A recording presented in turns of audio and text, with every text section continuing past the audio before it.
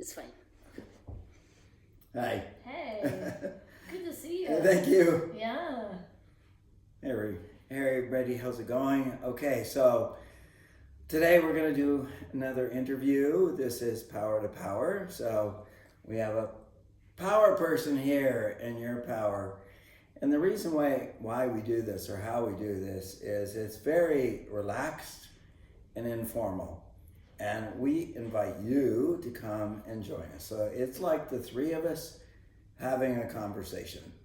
So this is very cowboy, and it's under the group of the Pretoria Cowboys. And why do we call it cowboys? Well, in America, a cowboy is somebody who, basically they're not conservative. They step outside the conservative thing. And so that's us today. So it's raw, basically meaning we're not going to cut anything out. Whatever happens, happens, and you get to see it just as if you were sitting here. Mm-hmm. The other thing is, I do realize that, we're going to be talking to, you're an American to an American, but we're going to try to keep the Americanisms as least as possible. Okay. And then I'll try to translate them as we go. Okay, so like I said, this is very raw. So here we go. Whatever happens, happens for the next hour. I hope you have fun. Okay, so this is Deirdre, and let me spell her name, by the way. It's Deirdre. Yep. Right, okay. Okay, oh, and you go with Donnelly as your last name. Yeah.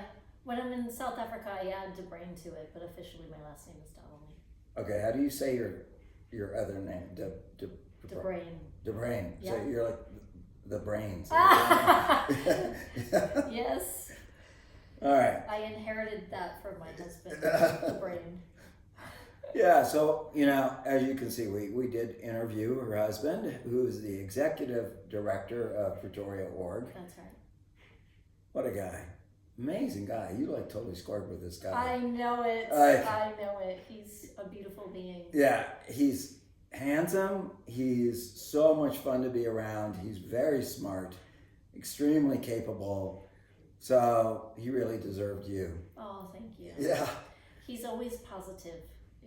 Anything that happens, he not only sees the bright side, but he's just always up and always bringing people up. And it's really nice to be in his space. Yeah. Yeah. So just a little background here, just so you know. By the way, you don't have to stay here if you don't want. You're welcome to stay. Whatever you prefer. Yeah, whichever you prefer. Yeah. I think I must go and then you can call me. Yeah. Okay, sounds great. We'll be here for an help. hour or so. Yeah, there you go. Okay, great. So, so I actually knew you a few years ago. Yep. She's very good friends with my daughter. Yeah. She lived in the same town that I lived in. A town is like a small city, right? In Florida, Yeah. which was amazing. So I met your husband, Rian, and we came over for dinner one night, and I walked in the door and we both looked at each other and went, what? Like here we are halfway across the planet in South Africa right now, in Pretoria actually. And that was a shock, so it was really good to catch up. It's always good to run into somebody from your own home, That's right. and there's so much understanding there. Completely. Well, you're quite special. I asked Rihanna, I go, who can I, let me close this door, guys, because there's a dryer There's a going. dryer going in the background. Good catch. Yeah. If we need to, we can close that door too. Okay, hang on one sec. Okay. See, we told you it was going to be raw. So it's just what's happening. We didn't script this interview. It's just going to be exactly us chit-chatting and exactly what happens. But we're very glad to have you here listening to us. Yeah, guys, so If you were here, you would have seen that. So that stays in the film. There you go. But we got rid of the dryer in the background. Yeah. So there you go. That's good. Anyway, so I met her husband. I believe this is where I was at, and had a great time. Came over for a homemade meal and walked in, and there you were. Oh my God! And the rest is history. So anyway, so he, I was asking him the other day who I could interview. That would have a very positive input and some great messaging to say to the world. Mm-hmm. You know, a lot of the people that will watch this, they're trying to aspire to be powerful and successful in life. I love it. Yeah, and you definitely achieved that. Let me just read you some of the stuff that she's done here. Oh my God. So she made it to, so this show's pretty much for Scientologists, so anybody can watch it, so you might have to clear up some things. So she made it to OT3. Mm-hmm. That is, God, that's really amazing. That's quite an advance. Thank you. You trained a class 5 auditor, Lord. Okay, so I was on that way to hit class 5. I'm gonna go back and do it, but I know you're just really kicking ass and doing well with that. Thank you. You've done your superpower, all 3 L's. Oh my God, those were my favorite. Yep. I say they're like husband and wife, right? Like superpower is all like about external, seeing stuff. The L's were about internal power, right? Yeah. Power is a good way of wording it. Oh my God. Cause resurgence and just about every flag on the rundown. Wow, we have a lot in common. That's amazing. Nice. Okay, so you started your own business 15 years ago? Mm-hmm. Yep, that's right. It's a recruiting business. I recruit for nurses and physical therapists and other healthcare professionals. Wow, that's fantastic. Thanks. That's after finding Scientology, and you became affluent enough to do very high donations, such as gold, meritorious to the IAS, International Association of Scientologists, and 3 humanitarians for ideal orbs. Wow, that's pretty darn impressive. Thank you. And you've even done some fun personal accomplishments that show how you can really be a cowboy. In fact, you even earned a name like Annie Oakley, right? Yeah. Tell us about Annie Oakley. Annie Oakley was a lady who existed in the old Wild West, we call it. It's when America was pioneering westward and creating settlements further west. And she was a frontierswoman, so the frontier is unexplored territory. But she was a sharpshooter, meaning she had a lot of skill with shooting guns, basically. And so she became a trick shooter and made her money off of actually entertaining people with her, riding on a horse, upside down, backwards, shooting different things. So, she was a kick-ass cowgirl. Wow, that's amazing. That is really amazing. Well, you truly earned that, especially because when I look down here, I see that you yourself have done competitive shooting with pistol, rifle, and shotgun, and you used to professionally race cars. I can totally see you doing that. Oh my God. That would be really cool, seeing you race a car with a gun on your side. I don't know, but that would be... I usually didn't do them at the same two, time. I know. Oh my God, that is amazing. Just so you know, for those of you in America, it's like one of our biggest rights is to be able to own guns.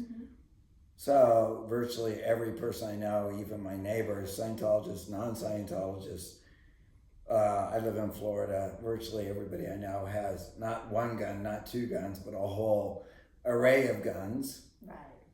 And it's for, fun and some people do hunts, but some people do competitive shooting like I like to do.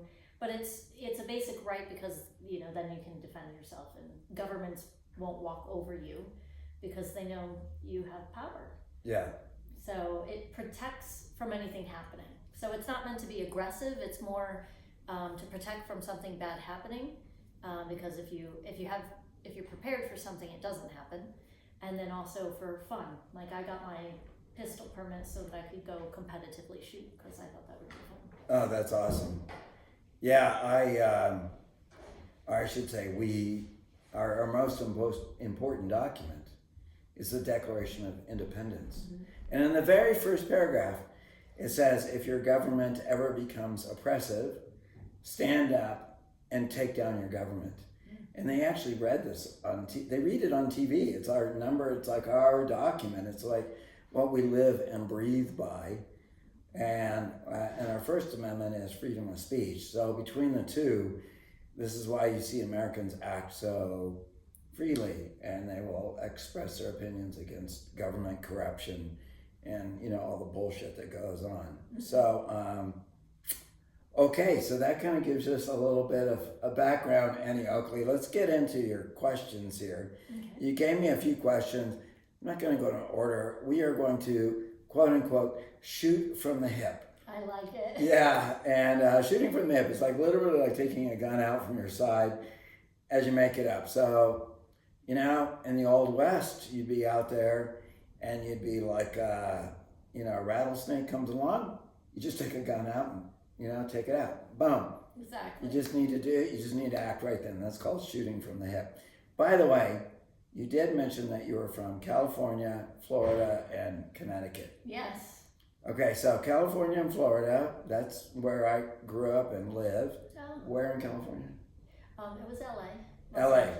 So you were in Southern California. I was in Northern California, and that's the gold country. That's where they do a lot of mining for gold country. That's right. If you ever get to go to California, please do. It's one of the most beautiful places in the world. I guess. Oh my God, it's beyond belief. Yeah. It really is. Connecticut, I'm sorry, I don't know much about at all. It's right? a very small state. Oh yeah, I actually have to look it up on the map to be truthful. Okay, so let's hop into this. Like today's about you. I'm gonna stop talking. Okay. And I'm gonna just kind of like give you a little guidelines, you know, to kind of here and there, but it's over to you. So your first question was, did you want that to be your first question, I suppose, right? Sure. What has been your favorite thing that you've done in Scientology and why? My favorite thing in Scientology has truly been my auditor training. And the reason I say that is because I got the most wins and gains that I could actively apply to life on a daily basis and get make things succeed, basically, make them go right very easily. And it was such night and day difference between how I functioned before being trained and how I functioned after. Now, I trained after I was clear, so, you know, that's a pretty big chunk of case removed to see that big of a difference between before and after of my training. You know, the TRs basically made me be able to handle any situation that came up. Training routines, communication drills. Yes, Yeah. The different things, like for example, you know, being able to keep your composure when somebody's yelling at you. You know, how valuable is that to not react, you know, but you can respond. Yeah. You know, so things like that.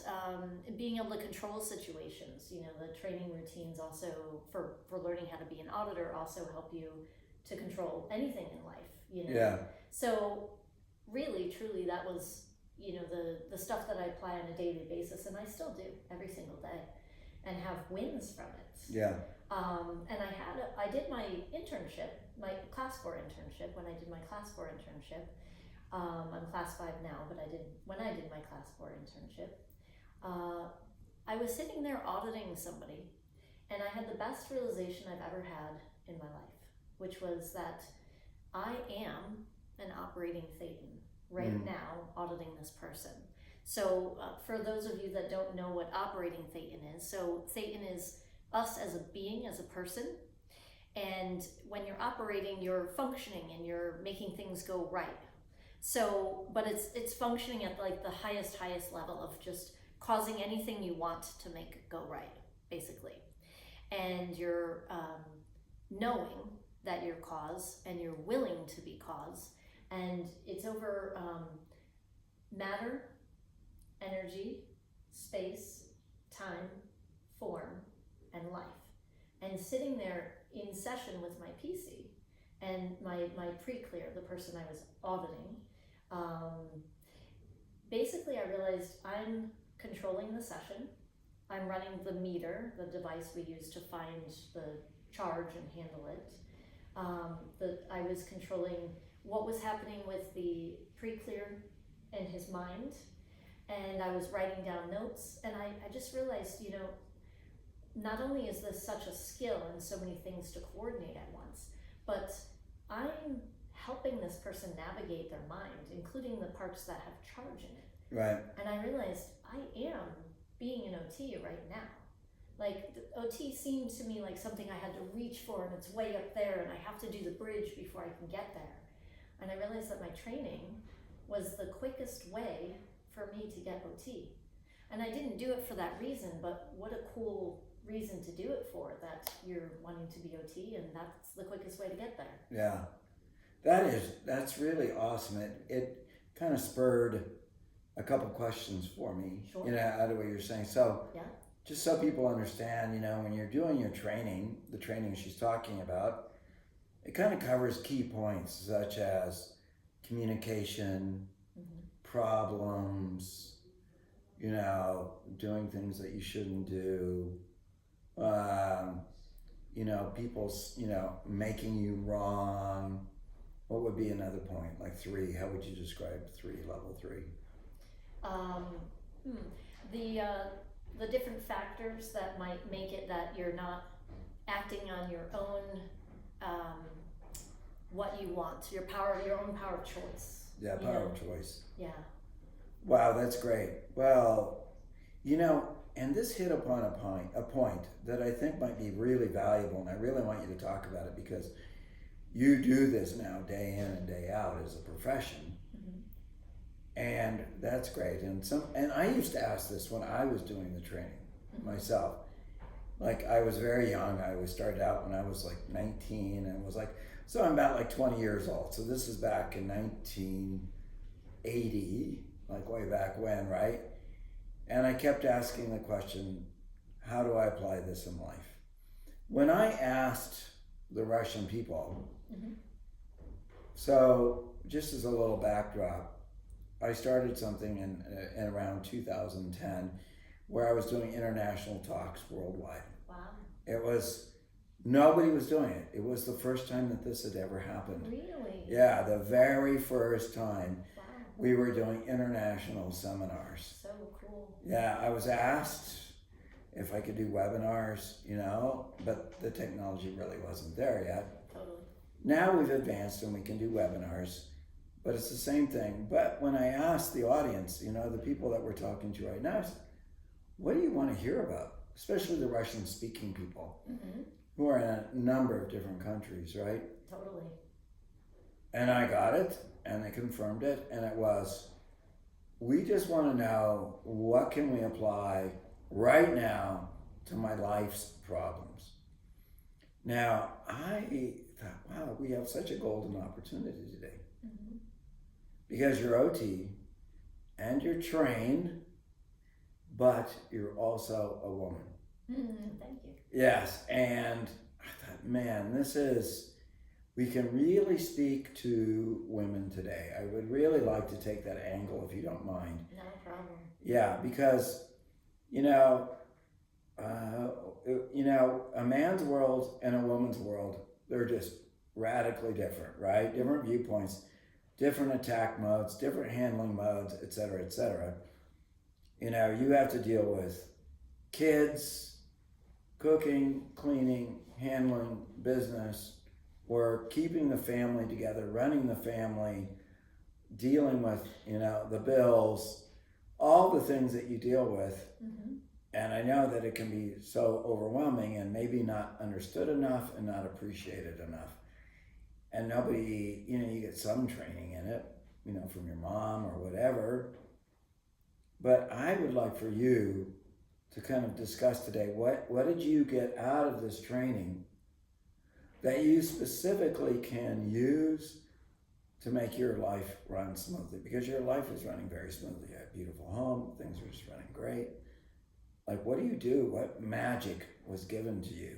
Mm-hmm. That's the key thing. What magic was given to you? Yeah, that makes sense. So the first thing that I think of when you ask me this is, again, the training routines, but applying it to being a woman and running a household.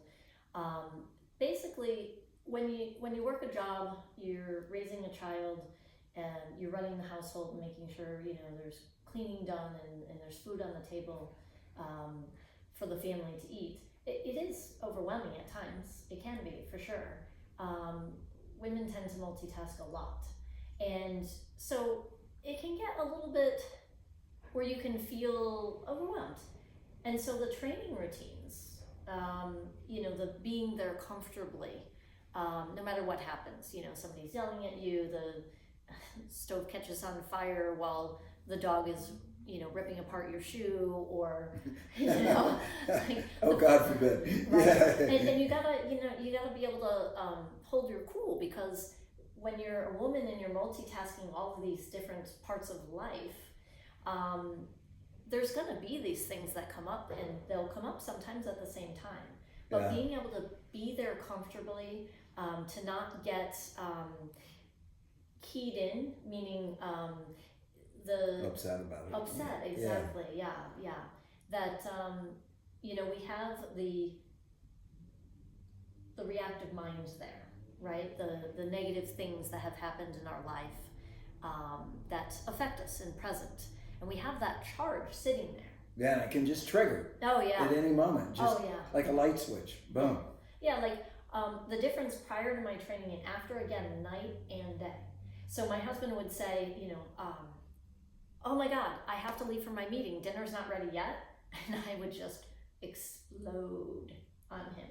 It would re-stimulate me and make me feel a loss. It would make me feel angry. It would make me feel unappreciated. It would make me feel blah, blah, blah. When really, with the TRs and being able to stay in present time and not get, in the past to these bad things that happened before, and not get so involved with the charge, really, with the training routines, I could look at it and say, he's just, rushing to his meeting, and he's hungry, and, the body needs food. So, that can make somebody snap or be upset or whatever. And that's all it is. He's not trying to invalidate me or thinks that I'm a bad wife or something like that. I could understand what was happening on his side. I could see his viewpoints. As an auditor, you can see the other person's viewpoints. Wow, that's an amazing. Oh, that right there is magic. priceless. It is absolutely priceless, what you just said. Say it again, because it's so valuable. The ability to see from another person's viewpoint. Exactly. Because it's very easy to get upset, if you thought it was one reality and, the other person, your husband or whoever, like your child, presents a different reality than you thought. It's very easy to get upset, Yeah. But if you understand where they're coming from, why they're doing that, or why they feel that way, or, whatever, if you understand, Right. then you're not charged up about it. You're not upset. You understand. Well, the only way to understand, for me, my experience, is to be able to look from their viewpoint, even if temporarily, and then see, back in my own viewpoint, not stay in that viewpoint, but be able to look from it, and therefore be able to understand where they're coming from. Yeah. And, be able to have it not be, oh, it's me, I'm invalidated. It's like, oh no, he's just rushing, Yeah. So, but if you're sitting across from a pre-clear as an auditor, then you are looking from their viewpoint, constantly, Yeah. and working on handling the things that are coming up in their universe. And you almost have I almost have a different viewpoint of my own, that I have this viewpoint of caring about that other being even more than I care about myself. Mm. And I'll tell you, I know, I wouldn't say that I'm a selfish person or all about me, but I didn't realize how much I looked from my viewpoint and how things were affecting me and how I was a victim and things like that. Right. And being training, learning to be an auditor took me out of that victim-y, it's all about me viewpoint, and had me start looking to those around me and caring more about those around me and understanding them better. And that can be so priceless, you know? And then with raising a kid, you know, there's all kinds of stuff that comes up in their universe. And they also have their own reactive mind. You know, there's stuff that happened to them. You know, they fell down and scraped their knee when they were a kid, or worse, you know, they lost their best friend who moved away. You know, they have their own charge that can unknowingly affect and be restimulated, affect present time and be restimulated, right? So, but then I can have my own stuff too, right? And so when my kiddo started, you know, getting upset, or maybe was hungry or tired or something like that, you know, they can get upset by these things that are, some of them in present time, but also restimulation. Yeah. And now if I go throwing my restimulation in, now I'm making it worse. It's like throwing oil on a burning pan, you know? So, right?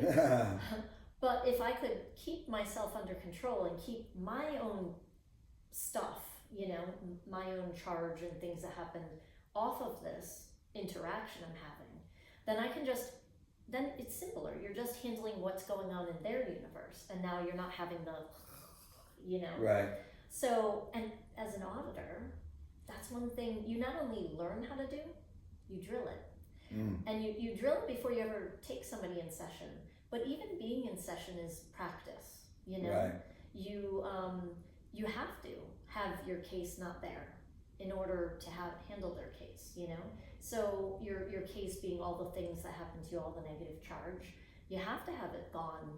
And so I learned how to take this and go like this. And now I can do it in life whenever. I don't have to just do it because I'm handling my kiddo or somebody who's, you know, hungry or tired or upset. Yeah. I can just do it all the time. Yeah, and kiddo means child. It's just the way we say it sometimes. Oh, yeah. Sorry. Is that an Americanism? Yeah. Sorry. It's okay. Okay. It's a cute way of saying kid. Yeah. Yeah. You know, I absolutely love what you're saying. Thanks. So let's dive a little bit deeper into this. You know, I learned years ago that, so when you have a family, it's like an organization. Yeah. And an organization is made up of team members, because there's all the different things. Somebody has to do the work to make the money. Somebody has to cook the food. It's not like one thing is better than the other or more important than the other. So how do you choose? And I had always learned that the person who has, let's say, the highest ability in that area or the highest desire in that ability, like, you know, my wife, she loves to clean. I mean, she is like all about cleaning. Man, it's like, yeah, I like clean stuff, but it's like totally like, so of course she does it because she'll do like a much better job than me. So those roles naturally I tend to go towards a woman, not because of anything demeaning or anything. They're just better at it, and they just more naturally do it, and they've been trained to do it. And men, they don't care, but their focus is on like more like security and, you know, making sure that the money's there and that, you know, you're going to survive no matter what kind of thing. Right. So there's these different viewpoints. Also with the kids, when you're talking about kids, you have to remember, like, they haven't developed. They're thinking this size. Yeah. You're thinking this size. If you think they're thinking like this, that's a serious mistake. And then you got your dog. And your cat, right? That's right. So those three. So maybe you can talk a little bit more to that as well, to like the women out there, especially that have to control the husband.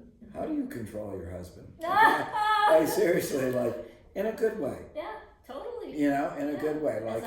Helps. And so, you know, because, you know, men tend to think of yes and no, black and white. They're very utilitarian. You know, they're very like, you know, that way, practical. They're not emotional usually. Like, so they're thinking like, they're always thinking that way. That's how I think. You got your kids, you got your daughters, you got your sons, and they're kind of growing up, developing those things. And then your dog and your cat, they're doing whatever they do. And so you're having to assume those other points of view. So I got the idea that when you were like auditing, you know, you have a person, you're asking questions, and you're getting them through this, that you're going to see a lot of variance in different people. So that will like, oh my God, I never looked at it that way, even for yourself. Yeah. So can you talk, you know, to everybody, but especially the women, to give them some relief, like really to understand and acknowledge what they're going through, and you see it in maybe some tools that you've gotten that'll help them do better in life. It's just a couple points out of the thousands of points that they're going to get when they do the training. Yeah. Please go ahead and tell us about that. I'm fascinated to hear, actually. Nice. Okay. Yeah. Good. Well, yeah. I mean, I do go back to training, but there are other tools as well for making that go right. But you know, you're learning in auditing. You're learning how to control not only that person in front of you, but the case, basically all the things that have ever happened to that person that are kind of like, ah, you know, that are upsetting or you know, create anger or any of those emotions, fear, you know, apathy. So you're controlling their mind, including, you know, this part of the mind that has the charge in it, and you're controlling them, and you're practicing that every time you take the person in session, but you're also drilling it beforehand with the training routines. Yeah. You know, so it does help with controlling situations and husbands. Right. You know, and then you know, also the processes you learn, you know, handle a certain thing, but it started to expand my mind as far as how to make things go right. You know, LRH gives you all these solutions, you know. For example, when you're handling communication, which is grade 0, it's one of the beginning auditing levels that somebody receives auditing on. You're handling communication, so you're trying to make it that this person can communicate more freely, that they're not shy, that they can talk on any subject, things like that. So you're handling these problems. And then you see how LRH handles it with the different processes, right? Yeah. And it expanded my mind of being more a problem solver. And so after training, you know, any things that came up with my husband or things I felt I needed to persuade him to see it from my point of view or whatever, I felt like it was just that much easier to be able to create that. So, sorry. Sorry to interrupt. I'm just saying goodbye to somebody. So, and then there's also other auditing levels, like grade 1, the next one above that, handles problems specifically. And it handles one's ability to solve problems. So, when I did my grade 1, that was another thing that was life-changing, because I did it while I was married.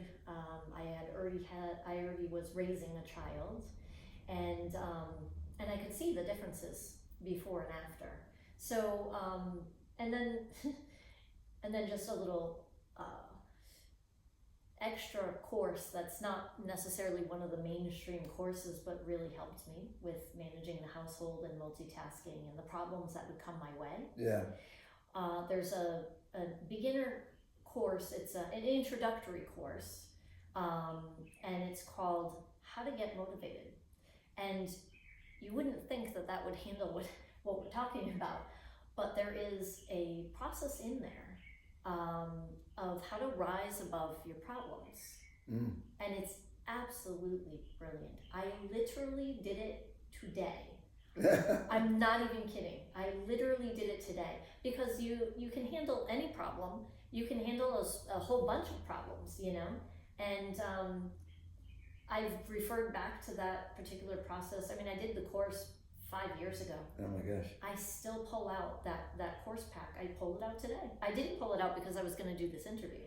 I literally pulled it out because I was like, oh man, I don't know how I'm going to handle these problems, you know, and I just pulled that out, read the reference, and started doing the action that L. Ron Hubbard says to do. Yeah. And I feel fine about all of them now. I have risen above my problems. Okay, so afterwards, I want to see that again. I know I've read it, but it's like one of those ones that you have to keep going back to and read it again and do it. So just remind me afterwards. We'll take a look at it. That is fantastic. Thank you. Let me ask you something, because you had brought this up earlier. There's like actually a couple points I wanted to ask you about, so I want to get back onto this in 1 second. But I know that you absolutely love Pretoria.org. Yes. Now, for me, you know, I travel the entire world, and I go into all kinds of missions and orgs and organizations and this kind of thing. And I saw the Pretoria organization as the org on the planet for Russian speaking people. That's true. Yeah, for multiple reasons. One, because of all the technology that you have, that you can service and do anything. You have all the auditors that you need. You have all the CSs that you need. All the supervisors you need that speak Russian natively. Plus, English is a native language in this country, so everything is in English. That's right. That you do. Yeah. Plus, you have an auditor that audits in Zulu, the only one who is flag trained. Yes. Which is amazing. So that, and then you also have another language here, Afrikaans. I know your husband speaks Afrikaans natively. In fact, he spoke that before he spoke English, which is amazing. So that really opens the door to a massive section. But, you know, from what you know, what you've seen, because you just got back from Los Angeles doing, you know, advanced auditing at the advanced org there, AOLA, Advanced Org Los Angeles. Yep. You do services at FLAG, obviously, which is the #1 organization in the world. And now you're here. You've probably been to other places. Obviously, if you were in California, if you were in 3 states, you've been around. But tell us what your love is, other than your husband. You know, which I understand. So, I mean, there can be some partiality there, but set the partiality aside for a minute. Other than it's a beautiful building and wonderful people, which they really are. Yeah. Very friendly, and they really, you know, make a really great effort to take care of you. What is your take on what made you, I was going to say glom onto, which means really kind of stick to, or really kind of go for, you know, that organization? Tell me about that. Yeah, Pretoria really is special. And I'm not just saying that because my husband is the ED. It really is special. It's special in so many ways. I think my favorite way is the affinity.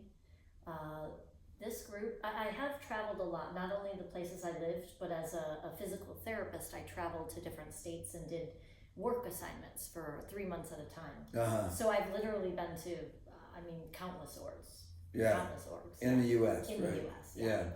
And then I've traveled in the world, and I've been to a few in the world too. Yeah. Like Paris and Del Valle and some of those. Oh, no kidding. Yeah, I've been to a lot of orgs. So that was Mexico, right? Yep. Yeah. Okay, Mexico. What are the countries you hit? Paris. For France. Yeah. Mexico. Exactly. South Africa. Dublin. Ireland. And Basel, which is in Switzerland. Switzerland, right? Yeah. Trying to think, because I've been to several. Okay, so Free you've winds, got of course. free winds. Yeah. So Puerto Rico. I mean, that's the United States, but it's an island. So yeah. It's a little bit further off the beaten path further off the usual of the United States, because it's not part of the mainland. But yeah, I've been to many orgs. Well, so you get a lot of different viewpoints, because every country and every state has their own operating basis, their own viewpoint. You really see that. It's really true. Yeah. Okay, so go ahead, please. So Pretoria org, so all of our orgs, of course Scientology has affinity, reality, and communication, which is the ARC triangle that we focus on in Scientology. That's just everywhere. But, so any org is friendly. Right. But Pretoria org, oh man, the affinity that people give to each other, you just feel like being in present time. because present time is so wonderful and feels so good, and you feel loved and admired and appreciated by the different people in the org, the public, the staff, not just the staff, the public too. It's like one big family. But the cool thing is that they invite everyone in. New person comes in, they instantly have, 50 best friends basically, or 100 best friends. Somebody will, especially with the Russians. I mean, I'm very impressed. I mean, everybody's friendly. We have English speaking. We have all the different languages and stuff. We have all the different languages in soups, in auditors, in anything. And CSs. And CSs, yes, and CSs. We have both English and Russian speaking CSs. Case supervisors. Yeah. Case supervisors, the person who would program out what would be done to handle the next thing that the person wants to handle, the pre-clear wants to handle. Yeah. And that the auditor, when they're trying to do their internship, their teammate, when they're auditing anybody, their teammate is the case supervisor. That's their support system. So we have that in both Russian every single day and English every single day. Wow. Yes. So that's quite wonderful. But the Russians, what I was saying is our Russian friends, we all interact, everybody takes care of each other, but the Russians also make sure that any new Russian that comes in, or Russian speaking person, let me put it that way, because not everybody's Russian. Sometimes they're from a lot of different countries, but the Russian speaking people, the moment somebody comes into the Pretoria field, they take them to the grocery store. They show them where the nearest bank is. They show them how to get internet. They show them how to get phone service working. We have Russian houses, which is Russian-speaking people, different apartments or flats that are all part of the same grid, unit, block, that Russians actually run. And we're all set up, and it's a safe neighborhood. Our public, Russians and everybody else, mostly live on this street, the next street, or a couple streets down, but it's all walking distance. Yeah, 3 to 5 minutes. 3 to 5 minutes. Yeah, and they all walk here. Yeah.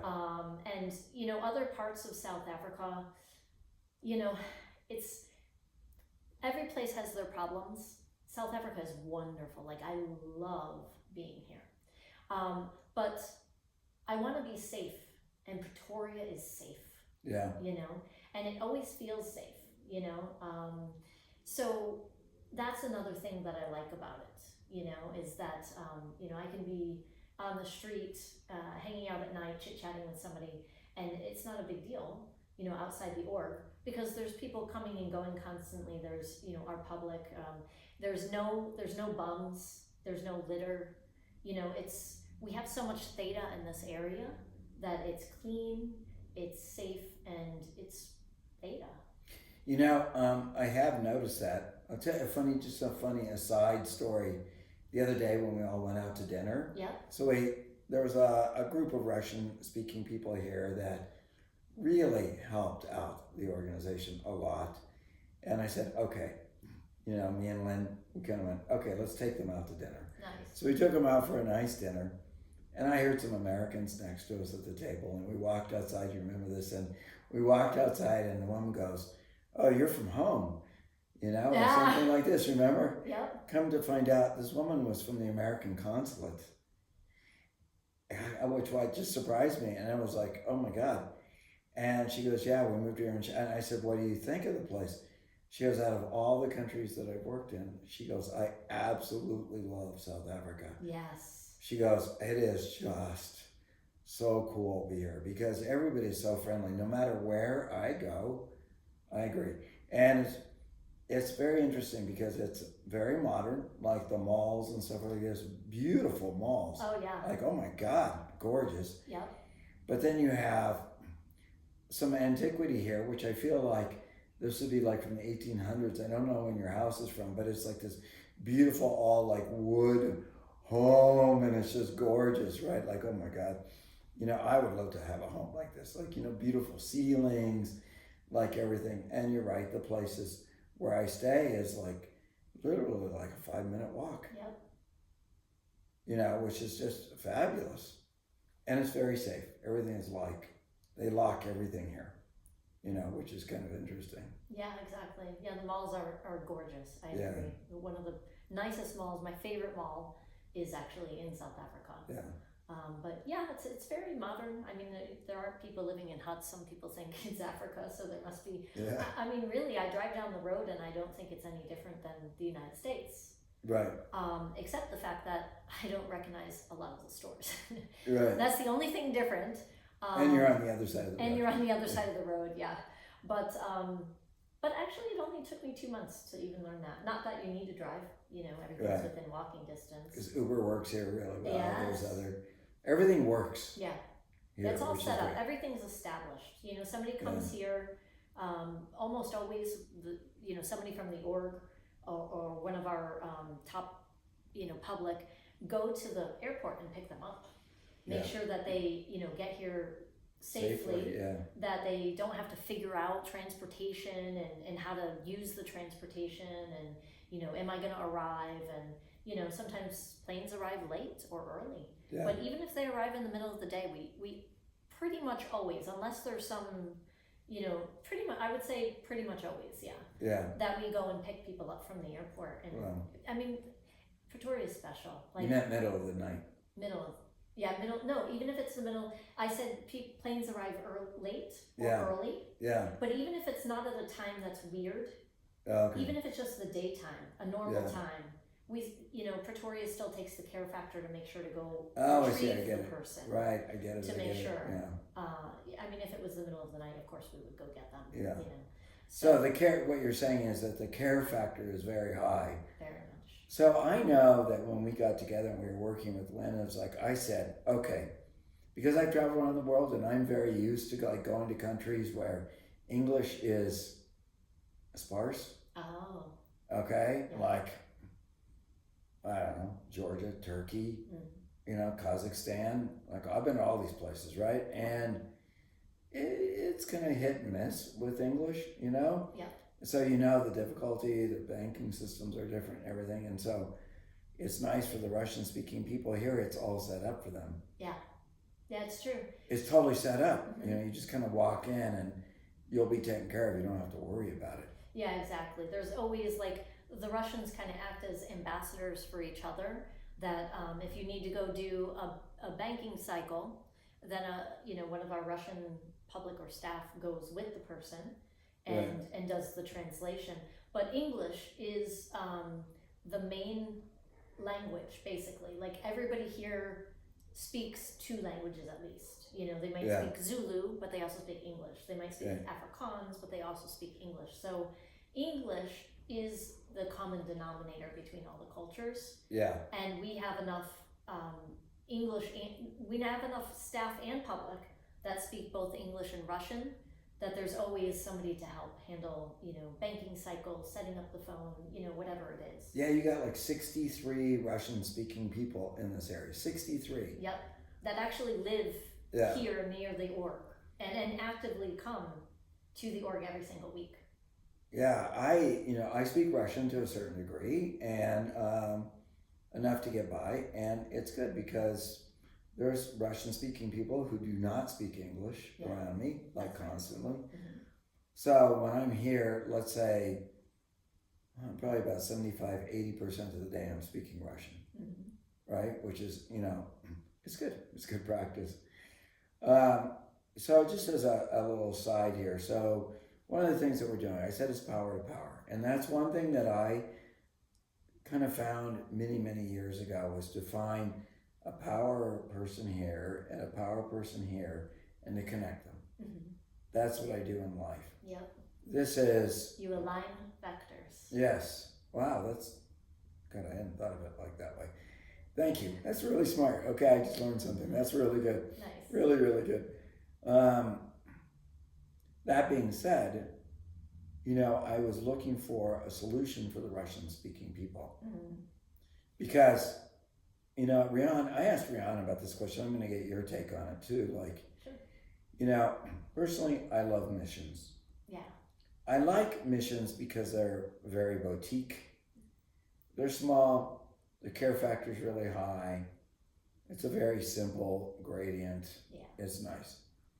The next gradient up is an organization. They deliver higher level stuff. It's more people. But, you know, so when I go into an organization, I kind of look and see, like, how are they putting all the factors together? You know, and then you go to like an AO, and then at an AO, an advanced org, that's where you're primarily dealing with people that are very advanced. And it's nice to be around minds that are very advanced. Yeah. And then you go to flag, and then that's kind of like the elite or the ship. And that's where you find the best of the best, the cream of the crop. And that's where you can just, when you're like really doing exceptionally well, you're surrounded by people who are, you know, of like mind, so to speak. Totally. So speaking of which, I kind of like to get your take on how, you know, people who are used to a mission, let's say around the world, so that's what we basically have for the Russian-speaking people now around the world. Yeah. Because they have to go to missions such as Minsk or Tbilisi in Georgia, or, you know, these other places where they do have missions. And now they're gonna, what would they get by coming to, why should they go through the trouble of leaving the comfort of their mission, Yeah. going halfway across the planet to a place that doesn't natively speak Russian, you know, and, you know, it's a little bit tougher, I meant like gradient wise, like a little bit more, there's more to confront and handle and do. It's like a bigger game. Totally. So can you explain to them, like, why would somebody do that? What are they going to get out of it, and what are they going to get, and how does this org accommodate that situation of coming from a different country? Okay, good. Yeah, I Yeah. understand. So there's a couple questions in there, so I'll Fire away. Awesome. Yeah. So the first thing, you know, for any org, first I'll speak for any organization rather than a mission, you know, that's where you get the training. And a mission can't provide the training as an auditor, basically. So they don't put you into that super causative viewpoint where you can cause anything you want and make anything you want happen, with various different things. I would say tricks and tips and stuff, but that's not a very good way of putting it. But they drill in all of these different strategies and abilities and things like that to be able to handle and control life and cause it to go right? So that's why I go to an organization. Pretoria has trained 52 of the 64 auditors that were made on this continent in Class 5 orgs. So there were 64 auditors made. We gotta get that number straight. That is amazing. I know. There have been 64 auditors total made on this continent. In the last year. In the last year. Yeah. And 52 of them were from this organization. Yes. We know how to train auditors.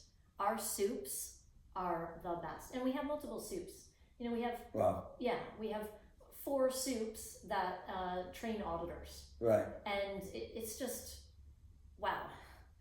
That's a hell of a stat. They just I mean, come you off the can't line. breeze over that. That is a hell of a stat. Yeah. Wow. Oh my God. So, you know, they're experienced with training auditors. So if somebody wants to become an auditor and they want to make it all the way, you know, they don't want to get stuck or have problems or whatever, Pretoria org is the safest bet. We've trained the most auditors on this continent, but also more than any org I've ever been to besides Flag or, you know, the St. Hill, like the big Sea Org orgs maybe have higher numbers. But as far as Class 5 orgs, I've never been to a Class 5 org that trains as many auditors as Pretoria does.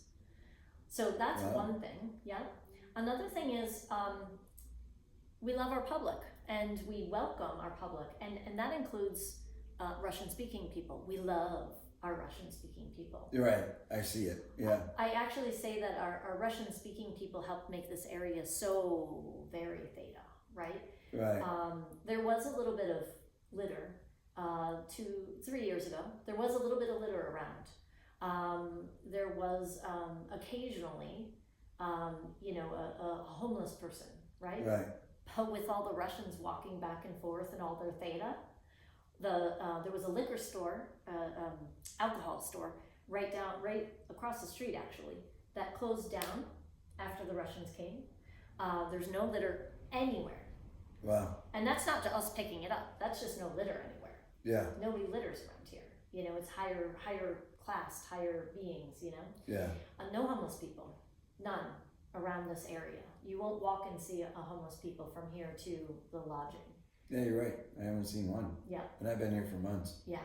So the Russian-speaking people actually helped make this a more theta place because they do walk everywhere. Yeah. And you know, they're spreading their theta and, you know, everywhere they go, basically. So, you know, we, not just because of that reason, but that's my personal thing. We love our Russian-speaking friends, you know. Yeah. We actually hang out with them sometimes, you know, parties and different What events. kind of parties? Parties, yeah. We had Okay. we had a party up the road a couple weeks ago.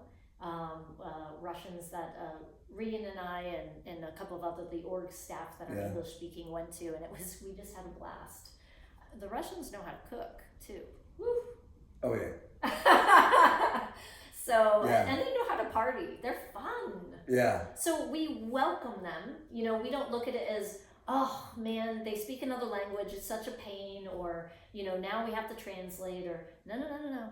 We love our Russian speaking public. Yeah. We love our English speaking public. We love all of our public. And everybody does, not just the staff.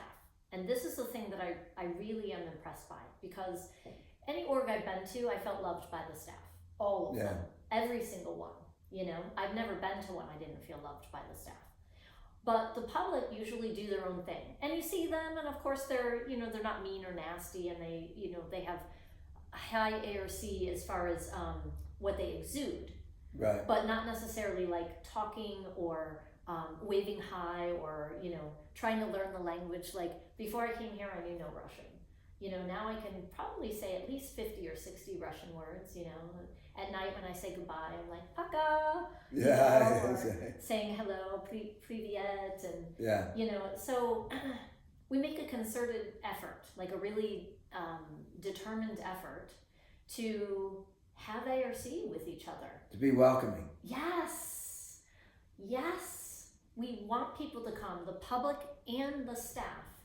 We want people to come. We want more people to play with. We want a bigger game, you know? So that you don't mind me, I called your org the Russian speaking org of the planet. Yeah, I think so. At this point, I really do. Yeah.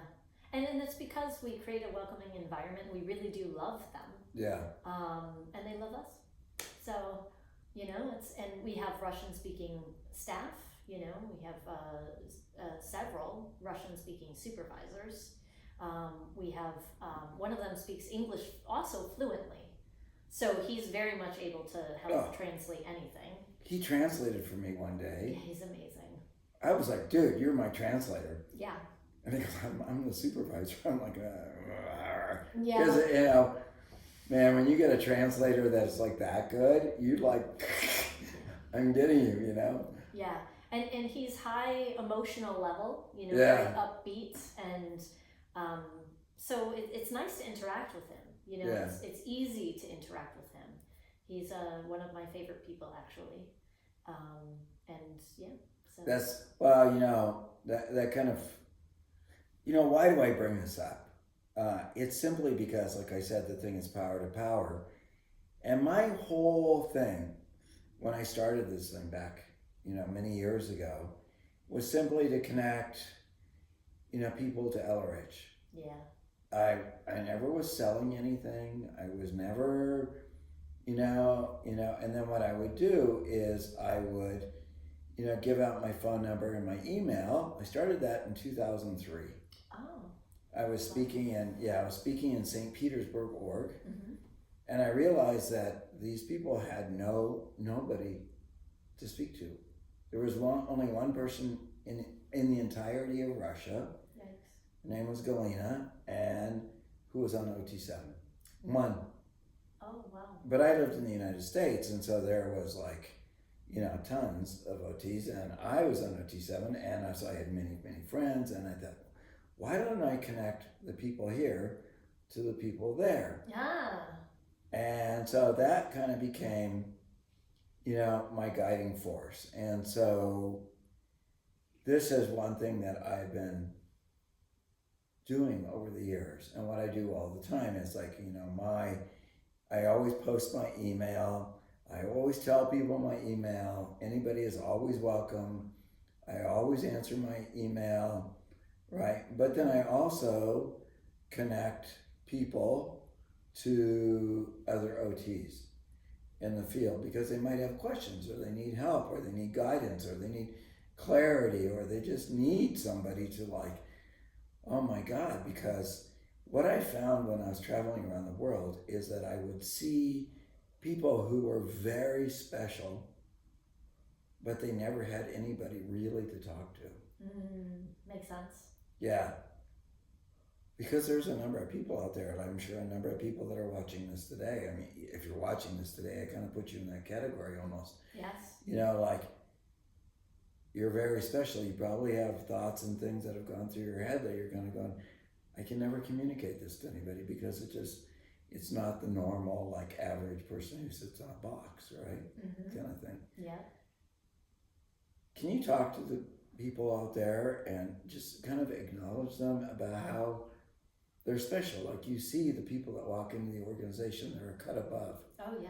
They're special. Can you talk about that for a little bit? Yeah, for sure. So,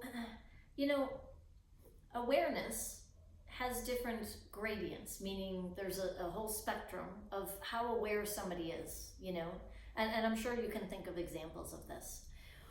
But for somebody to realize that there is technology, there is a how to improve oneself and one's condition in life, that takes some awareness. And then it takes an even bigger person to want to do something about it.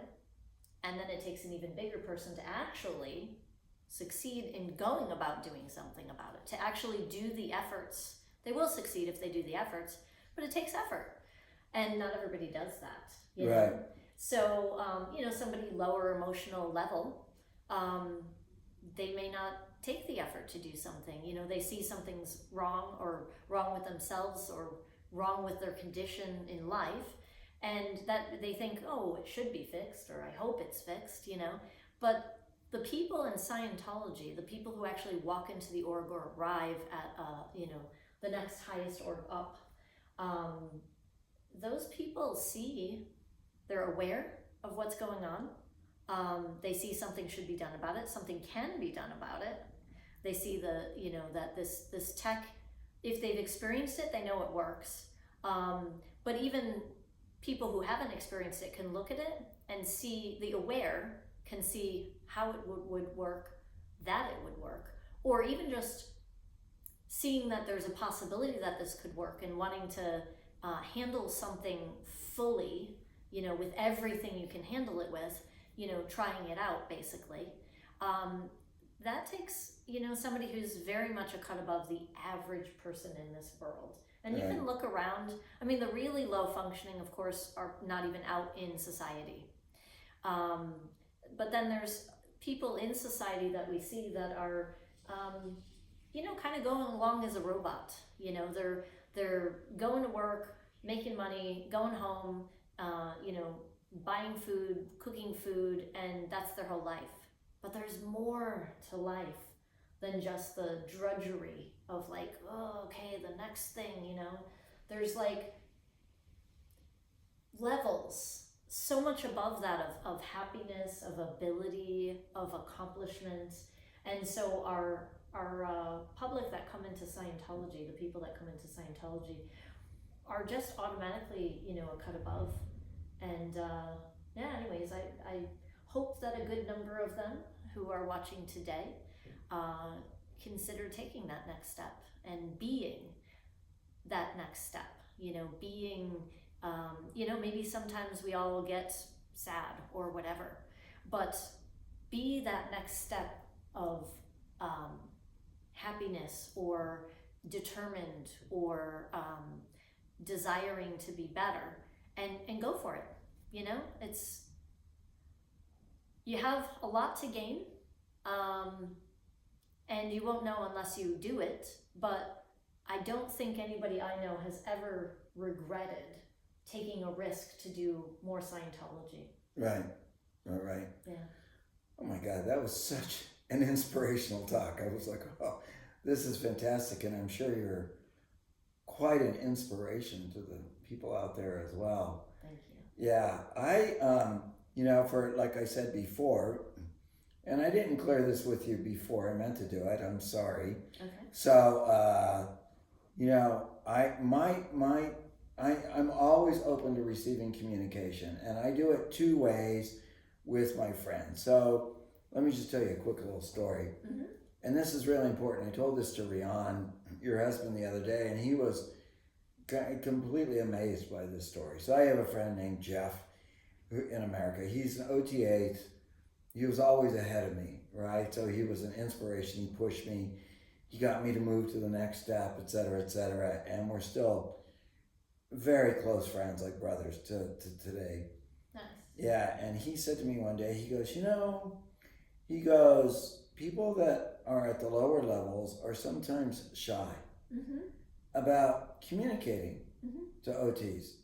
And he goes, but nothing could be further from the truth. Yeah. We actually want people to communicate to us. We want people to write to us. We want to help them, not the opposite. Yeah. You know, so that's why I wanted to tell you that. So, like, you know, my email is my first name, last name @gmail.com. So, Kirk, Kirk, Mossing, MOSSING @gmail.com. Nice. It's probably the best way to reach me, through email. You know, and I get communication from all over the world. I've answered like well over 8,000 emails. Wow. Yeah, it's just like, and I'm very used to it. That's the way I can live. Mm-hmm. You know, you've done your OT levels. For me, I went literally around the planet, and I'm sure you've experienced that thing, you know, and you're used to working globally. Yep. I'm sure that a number of people who see this, because this is going out around the world, Nice. will be very inspired by you and want to communicate to you. Okay. We have, I don't know, you know, I am sure that you would be fine with doing this for people to communicate. What is the best way for them to reach you? They can reach you through me, Mm-hmm. write to me, and I'll be happy to introduce them to you in whatever the best way is. Would that be okay with you? That would be okay. I would also be okay with giving my email address. Oh, okay. Well, if you're okay, please go ahead and tell them. Okay, good. So my name is a little hard to spell, so I apologize for that.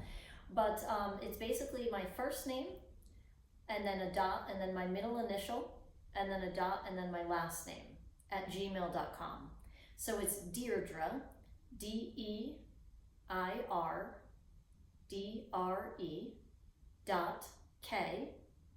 .K.Donnelly, which is DONNELLY. So 2 N's, 2 L's, and it's @gmail.com. So yeah, people are welcome to contact me. I mean, gosh, getting past clear, I got rid of all my stuff having to do with myself, all my charge having to do with myself and my attention and my focus on myself.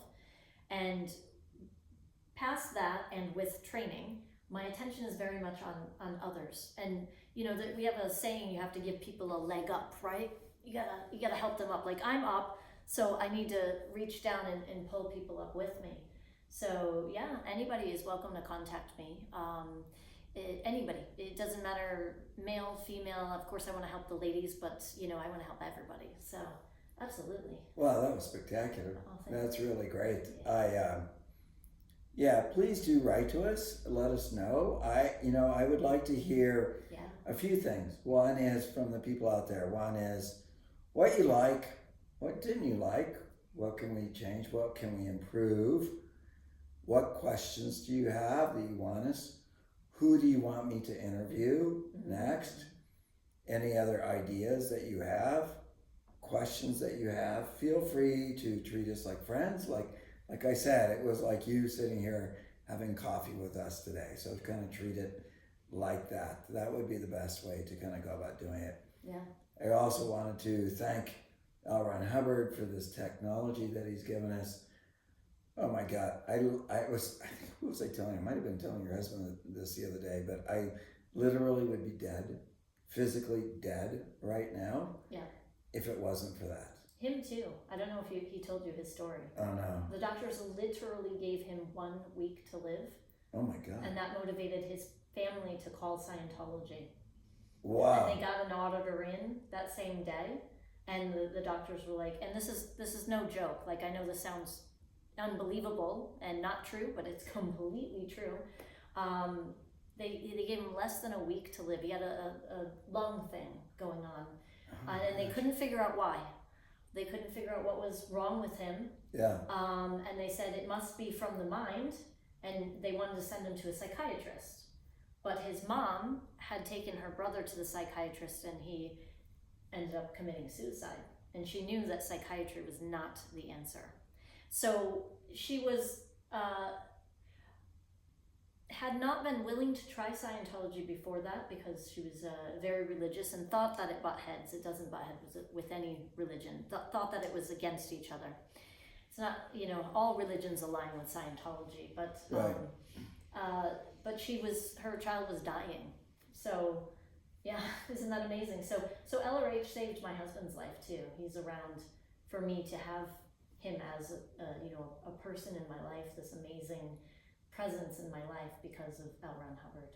Yeah. And by the way, because he's the executive director, you all get to feel his theta, and he's very warm, and he's always positive, and nothing gets him down. He's upbeat, and he's a cheerleader for everyone. So, and complimentary, but genuine compliments. Like, Yeah. he's such a pleasure to be around, and he's the leader of the whole thing because he's the executive director. So he sets the pace. I mean, this org, I feel like, is such a family because he's led it in that direction. Yeah. And that's his priorities, is that, we're welcoming, and, he wants it to feel like home to anybody who comes here. So. Wow, that's spectacular. While we're videoing, I should just say this. Let's just get it on the video. You use the word theta a number of times. So theta is like the life force. So when you, of a being. So when you talk about, the more theta is, the more life you feel, the more alive you feel, the more you Positive get energy. Positive. Yeah, you get that presence, and it's like, wow, you can feel it. Yeah. The opposite would be death. Right? Yeah. Yeah, it's like somebody who's depressed all the time can make you feel down and kind of drag you down a little bit. But somebody who's upbeat and happy all the time, yeah, man, they can pull you up. And that's what he does. He has theta, he has positive energy, and it just exudes from him. And it's so impressive. He's just always up. Nothing gets this guy down. I've seen that about him. Yeah. I immediately liked him when I Yeah. first met him. And then we just talked, and it's just been great ever since. It's just amazing to meet somebody, but that's why he's an award-winning, That's right. executive director. That's right. Yeah, we've won the birthday game recently, actually, Yeah. 2025. No, 2025. Because 2026 just happened, the birthday game. Right. We won last year, the birthday game. That is just phenomenal. Yeah, for the continent. Yeah. But yeah, he's very epic for sure. Great word, epic. I Yeah, love thank it. you. Yeah. Thank you so much for doing this today. It was fabulous. Thank you for coming. We'd both love to hear from you. Yeah, and especially if anybody has decided to come to Pretoria or do a service, or do their training, even if it's not at Pretoria, or if you got anything out of this, if you've made any decisions, or you want to do something at Pretoria, please let us know. That would be an amazing win. We just want to get people to higher levels and happier and better conditions in life according to their own judgment. So please let us know any wins. We would love to hear them. Yeah, so basically what they're getting, which is really cool, is that they have a direct connection to you. Absolutely. Yeah. To her, who will help you if you want to do this, or you have any questions about it, you have a direct connection to somebody now that you know. Yeah. Okay, and that's the key point. Mm-hmm. Really, that's the important thing. For sure. I've been in FSM, but I've also helped many, many, many people that I just help them, just answer questions, to brainstorm with them, kind of, talk something out to figure it out, and not necessarily, FSM, sorry, I used a term that I probably should define. FSM means field staff member. So that means somebody who's not necessarily on staff at the org, but they take people, into their space and help them, be willing to be in communication with them often and help them to learn about what's available in Scientology and how to go about doing it. And if they run into problems, they kind of, help sort it out. So a field staff member, each person can have a field staff member, an FSM, which is their person, basically. But you can have extra people, and they won't necessarily be your one field staff member. But, there's people that are willing to help just because they love people and they know Scientology works and they want to see people do better. Yeah. And I'm one of those people. I know Scientology works. I've been helped so much. And I want to help others with the different things that I've done and I know have helped me. So I'm willing to answer any questions and help in any way that I can. So please let me know if there's some way that I can help you. Please let me know. I'd love to do it. That's such a great offer because I know, because like I was saying, I've been to like every continent but one. And you go to these places and you don't know anybody, you're like, whoa, what am I getting myself into? And it gets a little bit weird out there sometimes, Totally. So it's good to have like a friend wherever you go. Yeah. So consider that you have a friend here. Yeah, definitely. I do the same. When people come to like Florida, to flag, I said, write to me and I'll help you with anything that you need, and I do it in other countries too. I have people so that if I know I'm going there, it's like, if something goes wrong or something goes, there's a problem or you need to know something, you have somebody you can always rely upon as opposed to trying to do it yourself. Yeah, that's right. So that's a very generous offer for you to do that, especially as busy as you are, what you do and where you are. That's an amazing, amazing offer. So thank you very much. That was very kind. Absolutely. Yeah. I'm glad to help. Okay, we'll see you again. I'm going to do in the next video, I'll be interviewing one of the Russian people that she was speaking about that runs a huge, beautiful home. It's actually where I stay. So you can see and actually understand where, you can stay and you'll have a direct connection to him so you can speak to him as well. Okay, thanks a lot. Bye-bye. Bye, guys.